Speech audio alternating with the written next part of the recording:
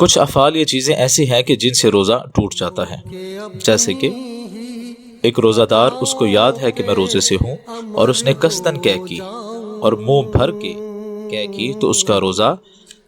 فاسد ہو گیا، ٹوٹ گیا۔ اور اگر روزے کے حالت میں اگر کوئی اپنے دانت نکلوائے اور دانت نکلواتے ہوئے خون نکل کر حلق سے نیچے اتر جائے تو اس سے بھی روزہ ٹوٹ جائے گا اور اس کی قضا واجب ہے۔ اپنے منہ کی تھوک کو اپنے ہاتھ میں لیا اور پھر اس کو پی گیا، یعنی اپنے منہ سے تھوک کو نکال کر اپنے ہاتھ میں رکھ لیا ہتھیلی پر اور اس کے بعد اس کو منہ میں ڈال کر پی گیا اور روزہ دار کو یاد ہے کہ میں روزے سے ہوں تو پھر اس کا بھی روزہ ٹوٹ جائے گا۔ مزید فرمایا بہار شریعت میں کہ حقہ، سگار، سگریٹ پینے سے روزہ جاتا رہتا ہے، اگرچہ کہ اپنے خیال میں حلق تک دھواں نہ پہنچتا ہو، یعنی کہ روزہ دار کے خیال میں ہو کہ میرا دھواں جو ہے، جو میں سگریٹ یا حقہ یا سگار پی رہا ہوں، اس کا جو دھواں ہے وہ میرے حلق میں نہیں پہنچ رہا، لیکن پھر بھی روزہ ٹوٹ جائے گا۔ ایسے ہی اگر کوئی بندہ پان یا تمباکو کو اپنے منہ میں رکھے اور چبائے اور اس کا پانی باہر بھی پھینکے لیکن پھر بھی اس کا روزہ ٹوٹ جائے گا۔ ایک شخص کلی کر رہا تھا، بلا قصد پانی حلق سے اتر گیا یا ناک میں پانی چڑھایا اور دماغ تک چڑھ گیا تو اس صورت میں بھی روزہ جاتا رہا، جیسے کہ وضو کے دوران غرغرہ کرنا یا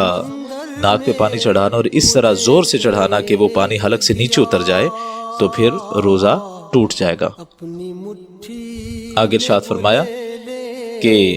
اگر روزہ دار ہونا یاد ہے تو کھانا کھا لیا یا جمع کر لیا تو اس سے بھی روزہ ٹوٹ جائے گا۔ اور اگر ارشاد فرمایا کہ عورت کا بوسہ لیا یا چھوا اور مباشرت کی اور انزال ہو گیا تو روزہ جاتا رہے گا۔ دیگر شریعت مطہرہ کے احکامات میں جو علماء حق نے فرمایا اس میں یہ ہے کہ آنسو منہ میں چلا گیا اور نگل لیا، یعنی کہ اگر قطرہ یا 2 قطرے ہے تو روزہ نہ گیا اور زیادہ تھا کہ اس کی نمکینی پورے منہ میں محسوس ہوئی تو روزہ جاتا رہے گا، یعنی ٹوٹ جائے گا۔ اسی طرح آگے فرمایا کہ شکر یا اس قسم کی چیزیں منہ میں رکھی اور تھوک نگل گیا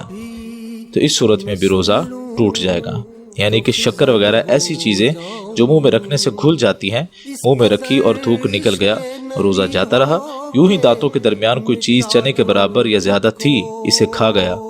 یا کم ہی تھی مگر منہ سے نکال کر پھر کھا لی، یا دانتوں سے خون نکل کر حلق سے نیچے اترا اور خون تھوک سے زیادہ یا برابر تھا یا کم تھا مگر اس کا مزہ حلق میں محسوس ہوا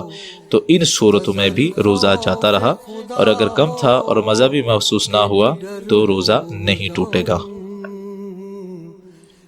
اسی طرح بڑے مسائل ایسے ہیں کہ جن کا ہمیں ذہن نشین رکھنا ضروری ہے اور ان کو پڑھنا بھی ضروری ہے تاکہ ہم ماہ رمضان المبارک کے روزے جو رکھ رہے ہیں ان کو آسان اور خوبصورت طریقے سے ادا بھی کریں اور اللہ تعالی ہم سب کو اس کا اجر و ثواب بھی عطا فرمائے۔